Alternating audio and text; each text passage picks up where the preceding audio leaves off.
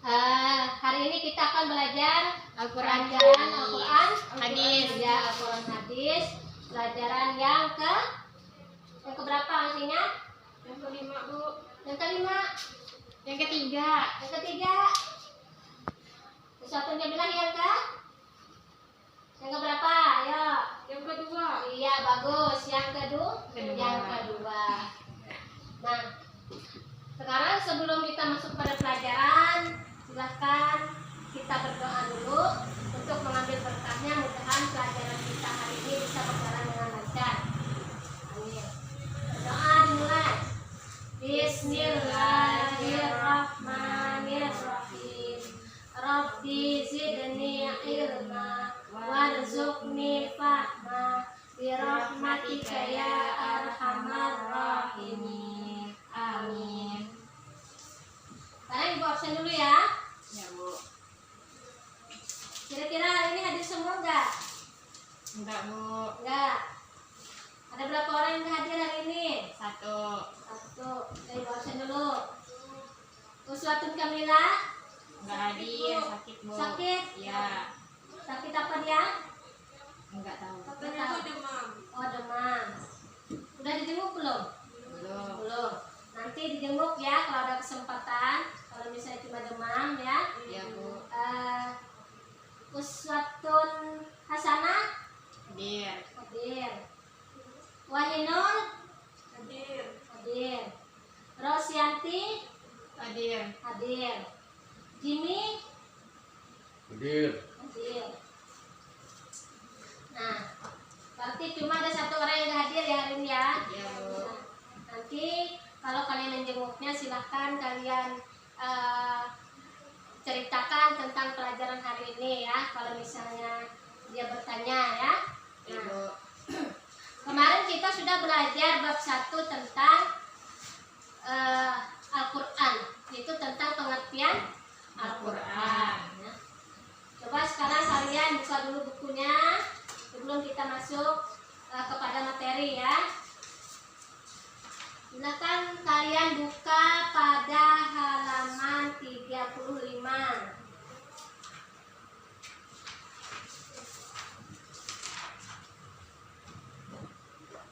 Halaman 35. Sudah dapat? Sudah, Bu.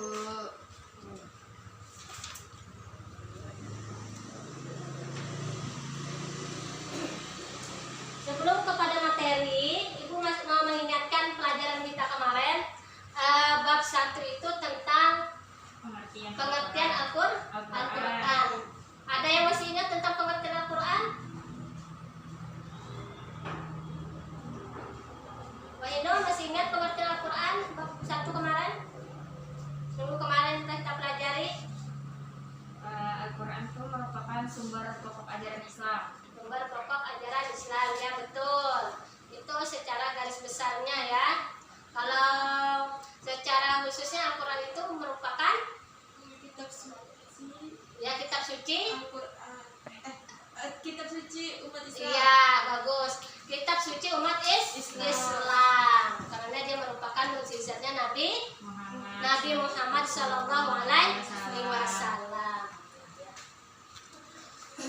Nah, untuk hari ini kita belajar pelajaran atau materi baru tentang kedudukan, tujuan dan fungsi Al-Quran. Itu pada halaman 36 ya.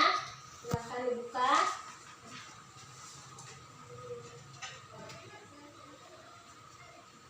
Sekarang kalian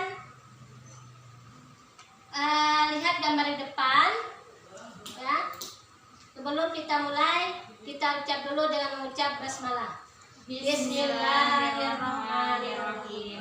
Nah, sekarang perhatikan gambar di depan. Ada gambar apa-apa saja di sini bisa kalian pahami? Yang pertama gambar tentang Orang belajar mengaji. orang belajar mengaji, ya bisa perkumpulan atau TPA. Yang kedua gambar Musafir, bukan, Bu? musafir bisa.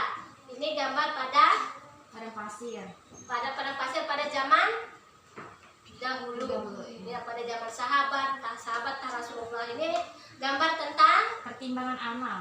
pertimbangan amal, bisa jadi karena di sini ada timbangan, di sampingnya ada Al-Qur'an. Nah, gambar keempat ada tentang Jual beli. jual beli. Yang terakhir ada gambar apa ini kira-kira yang bisa kalian pahami dari gambar ini? Tentang apa? Menjunjung tinggi ilmu Al-Quran. Bisa, bagus. Menjunjung tinggi Al-Qur'an, ya, bisa jadi. Nah, ini gambar-gambar yang nantinya akan Ibu jelaskan yang kaitannya dengan pelajaran kita hari ini. Semuanya terkait dengan Al-Qur'an. Bisa dipahami sedikit di situ? Bisa. Nah, sekarang kita baca dulu ya Al-Qur'an. Di situ ada ayat Al-Qur'an di situ. Di depan juga ada, silahkan bisa dibaca. Kalau misalnya di bukunya kurang jelas, kita baca sama-sama ya bacaannya supaya kita lebih mencintai Al-Qur'an. Mudahan kita bisa mengamalkan isi Al-Qur'an. Baca sama-sama. A'udzu billahi minasyaitonir rajim. Bismillahirrahmanirrahim. Aqimis salata liduluki syamsi ila ghasaqil laili wa qur'anal fajr. Inna qur'anal fajri kana mashhuda wa minal laili fatahajjad bihi nafilatan lak asa ayyab'atsaka rabbuka maqaman mahmuda wa qur rabbi adkhilni mudkhala sidqin wa akhrijni mukhraja sidqin waj'alni min ladunka sultanan nasira wa qul ja'al haqqu wa zahaqal batilu innal batila kana zahuqa. Shadaqallahul azim. Nah, di dalam Al-Qur'an ini yang kalian baca tadi, di situ ada sedikit menjelaskan tentang materi kita hari ini, tentang kedudukan, tujuan dan fungsi Al-Qur'an. Karena kemarin kita sudah tahu Al-Qur'an itu merupakan kitab suci umat Islam, tentu ada kedudukan Al-Qur'an itu sebagai apa di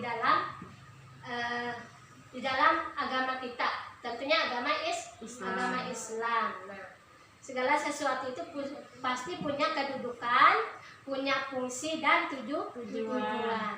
Misalnya saja kalian membeli barang, tentu ada tujuan. Beli HP pasti ada tujuannya dan ada fungsinya. Ya.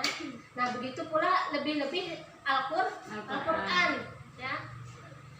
Di sini bisa kalian lihat Al-Qur'an di sini kedudukannya itu adalah sebagai sumber hukum. Ini ringkasan daripada yang ada di buku, sama aja sebenarnya ya. Nah, di sini Ibu gambarkan biar kalian lebih jelas. Al-Qur'an di sini kedudukannya sebagai sumber hukum. Sumber hukum ini adalah sumber hukum untuk kehidupan kita sehari-hari. Nah, sumber hukum di dalam agama Islam itu ada berapa? Ada dua. Yang pertama adalah Al-Qur'an. Yang kedua hadis. Iya, bagus. Yang kedua adalah hadis. Nah, jadi ingat sumber hukum bagi umat Islam itu ada dua. Yang pertama Al-Qur'an, yang kedua hadis. Yang kita bahas di sini adalah Al-Qur'an sebagai sumber hukum. Segala sesuatu yang kita perbuat, yang kita lakukan itu hendaknya bersumber daripada Al-Qur'an, supaya tidak menyalah daripada aturan yang diberikan oleh Allah. Bisa dipahami dulu? Bisa, Bu. Ya, kalau misalnya belum paham bisa ditanyakan ya langsung. Nah, sekarang kita lanjut kepada fungsi dan tujuan. Nah, di situ pada halaman 39 dapat bukunya? Dapat, Bu. Materi dari situ halaman 39? Sudah, Bu. Ya. Halaman 39 silahkan. Wa dibaca. Tujuannya yang pertama itu apa? Tujuan dan fungsi diturunkannya Al-Quran oleh Allah adalah sebagai berikut. Yang pertama, Al-Quran sebagai petunjuk bagi manusia. Ya. Al-Quran yang pertama sebagai petunjuk bagi manusia. Kalian menggunakan laptop sebelumnya belum tahu kan? Ya, Nah, belum. pasti ada Petunjuk. petunjuknya bisa berupa dari Kertas, kertas yang di dalamnya ada. ada petunjuk cara penggunaan. Iya, ada petunjuk cara penggunaannya. Begitu juga dengan Al-Quran, di dalamnya berisi petunjuk, tetapi petunjuknya untuk petunjuk kehidupan bagi manusia. Ya, lebih besar lagi penggunaannya ya. Nah, itu yang pertama. Yang kedua, silakan Rosi. Yang kedua sebagai apa Rosi? Al-Quran sebagai sumber pokok ajaran Islam. Al-Quran sebagai pokok ajaran Islam. Ini ada keterkaitan di sini ya. Keterkaitannya dengan sumber hukum. Fungsinya itu sebagai sumber pokok ajaran Islam. Jadi digunakan Al-Quran itu sebagai pedoman kita, ya, sebagai acuan kita di dalam melaksanakan kegiatan sehari-hari. Ya. Mau sholat, lihat tata caranya di dalam Al-Quran. Mau mandi, mau berpakaian, semuanya ada di dalam Al-Quran. Diajarkan, tinggal kita mempelajarinya lagi ya. Itu yang kedua, sumbernya ya. Jadi apa yang kita apa yang kita laksanakan itu silakan diambil dari sumbernya, gitu Al-Quran. Nah, yang ketiga, silakan Uswatun Kamilah dibaca. Al-Quran sebagai peringatan dan pelajaran. Ya, Al-Quran sebagai peringatan dan pelajaran. Ya. Di dalam Al-Quran itu banyak terdapat kisah-kisah pada zaman dahulu. Nah, kisah-kisah itu memberikan kita peringatan dan pelajaran. Kira-kira peringatan apa yang diberikan Allah kepada kita? Misalnya dari kisah Nabi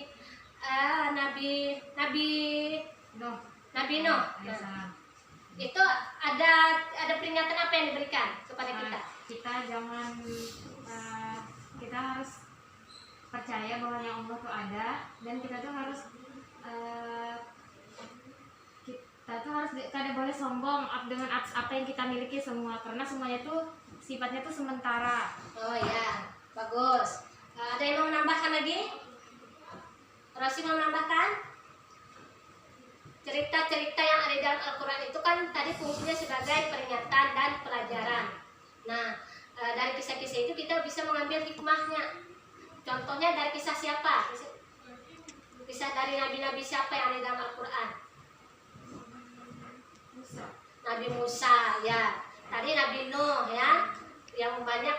Setiap kisah itu ada hikmahnya, pelajaran yang dapat kita ambil. Tadi kata Wahinul, Nabi Nuh kita tidak boleh berlaku sombong. Ya, bagus. Kalau Nabi Musa, pelajarannya adalah kita sama juga tidak boleh sombong. Itu salah satunya ya.